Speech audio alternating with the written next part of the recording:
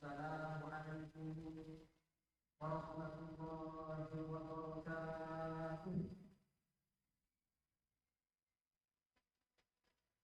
الحمد لله الذي وفقنا لطريق الهدى والرشاد وجمعنا في دار الدعوة والإرشاد، والصلاة والسلام على سيدنا محمد قدوتنا وأسوتنا في الدعوة والإرشاد، وعلى آله وصحبه الذين جاهدوا في الدعوة والإرشاد فقالوا في الدنيا والآخرة. Para pembina dan pengaji untuk menyampaikan kepada Al-Quran dan informasi. Hadirin berhadirat teman-teman sekalian, ini adalah mukalimah yang biasa kita namanya satu persatu, dan insyaallah kemuliaan dirahmati oleh Allah Subhanahu wa taala. Amin ya rabbal alamin. Banyak di antara kita yang mengaku sebagai seorang muslim, yang mengaku sebagai seorang beragama Islam, di KTP-nya tertulis jelas agama ISLAM, agama Islam. Tetapi perbuatan serta perkataannya sama sekali tidak disebutkan sebagai bagian sebagai seorang muslim sejati. Orang seperti ini yang sering dikenal dengan Islam sejati. Orang seperti inilah yang dipuji oleh Allah Subhanahu wa taala, ketika mendapatkan kemuliaan bicara dari salah satu nikmat oleh Allah Subhanahu wa taala, maka mereka cenderung menyalahkan Allah Subhanahu wa taala, berseruan kepada Allah, berseruan kepada Allah Subhanahu wa taala. Mengapa demikian? Dikarenakan salah satu penyebab utamanya karena dia belum benar-benar mengenal Tuhan. Puja Allah ini masih pernah berkata, sebelum menyembah maka kita tidak perlu kepala atau mengenalikan kepada diri kita atau kita mengenal sebelumnya. Hal inilah menurut saya ini membawakan sebuah kepentingan yang berjudul mengenal Tuhan dan ini kita semua.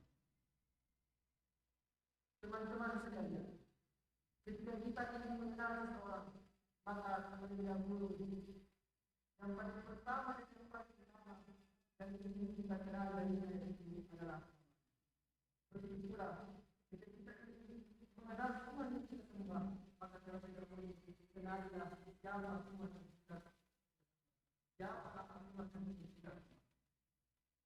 Masyaallah muslimin wa subhanallah muslimin rasulullah. Lafaz Allah memiliki beberapa penjelasan dari kita. Di antaranya ada wa Allah wajib bersyukur bahwasanya lafaz Allah serta hamzah kalau terus menjadi ma'ruf menjadi syarif. Itu merupakan nama ini seperti kita berbuat dengan kebenaran. Dan kita alam ini yang dikenal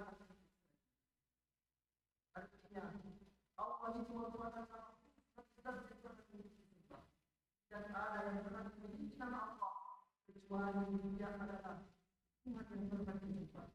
Dari dulu sampai sekarang pun yang akan datang jangan ada yang Tuhan dan karena ada orang yang punya Allah mengapa karena dia tidak berfirman. Dan yang benar disembah itu hanya satu, yaitu Allah Subhanahu wa taala. Masyaallah muslimin wa subhanallah. Nah, perlu kita ketahui bahwasanya Allah itu merupakan Islam, yaitu merupakan nama, boleh jadi sifat dan sifat. Artinya Allah itu sesuatu yang memiliki sifat, bukan sesuatu yang bersifat. Tidak kata sifat wala sifat.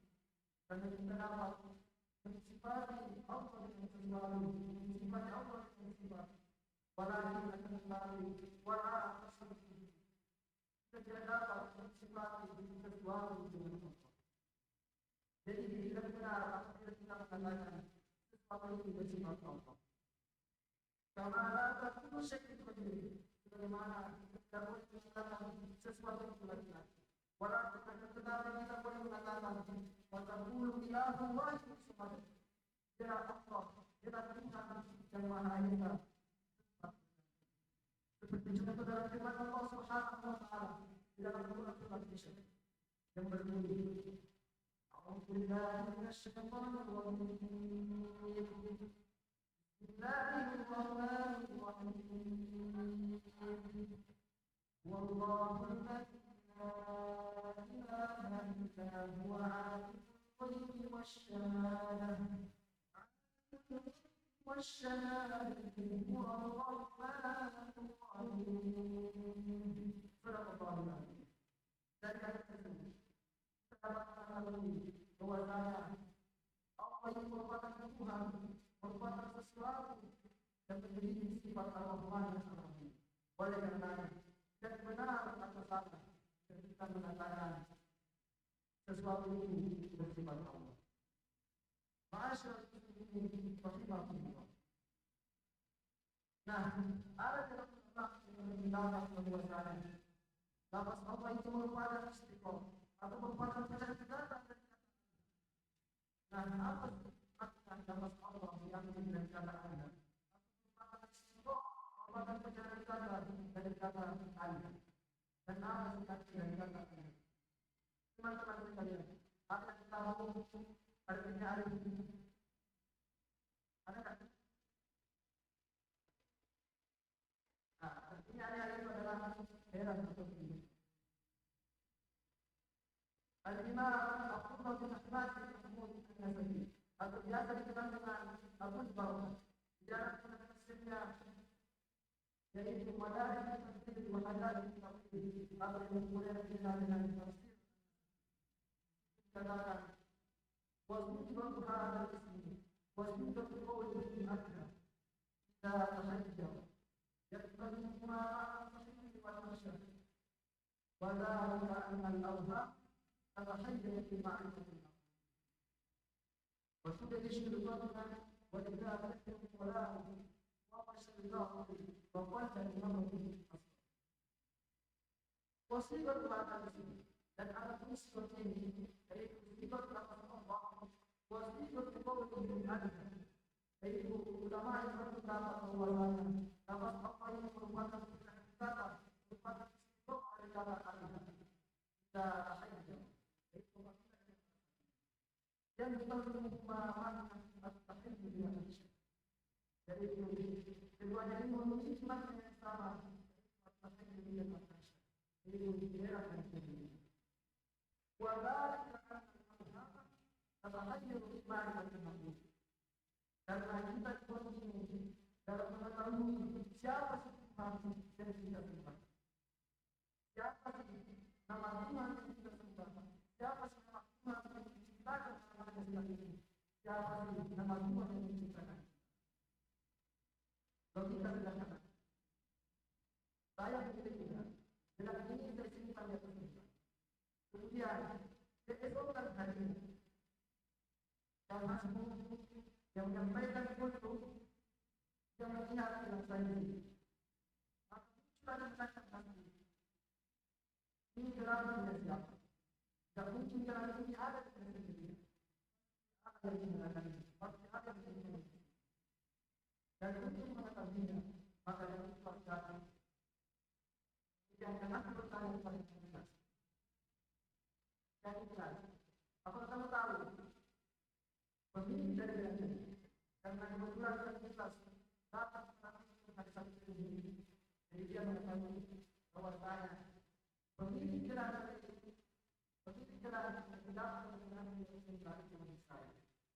Karena kita dan asli yang ketiga tidak tahu beritahu itu dikarenakan kami ikhlas datang ke bawah informasi. Begitu pula kita dapat mengetahui bahwasanya Nama pencipta dan kita Allah Subhanahu wa taala dan ada yang menguasai dibawa oleh Rasulullah sallallahu alaihi wasallam, yaitu Al-Qur'an dan hadis Rasulullah sallallahu alaihi wasallam. Masyaallah muslimin wa hurmatul mu'minin. Jika Al-Qur'an dan hadis tidak ada atau ada tidak dijadikan sebagai media mencari informasi untuk mengenal Tuhan di alam Tuhan yang tidak sebab, maka waktu dia bersyukur maka orang kita akan heran wanita dan orang karena orang kita menjadi heran, maka tersebarlah idola wawasan batin dan kebatilan Tuhan mana Bapak dari Allah asal oleh karena ibadah kita marilah kita jadikan Al-Quran dan hadis Rasulullah sallallahu alaihi wasallam sebagai media untuk mengenal Allah, mencari informasi Tuhan yang tidak berubah. Karena salah satu penyebab maka kita jadikan Al-Quran sebagai informasi untuk mengenal kebenaran Tuhan yang tidak berubah agar kita terhindar dari kesesatan dan muncul rasa cinta kepada Allah dan Rasul. Karena salah satu sebab rasa cinta ini muncul dikarenakan kita sebagaimana Allah yang mengatakan tak kenal maka tak cinta dan tidak sampai kita pada cinta kita dan kita.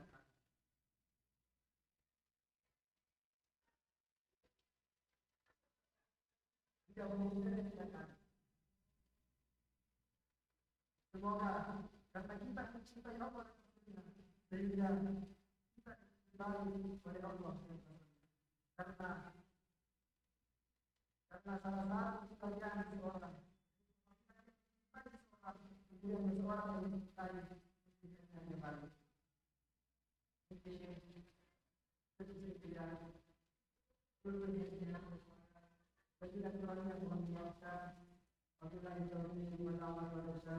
Assalamualaikum warahmatullahi wabarakatuh.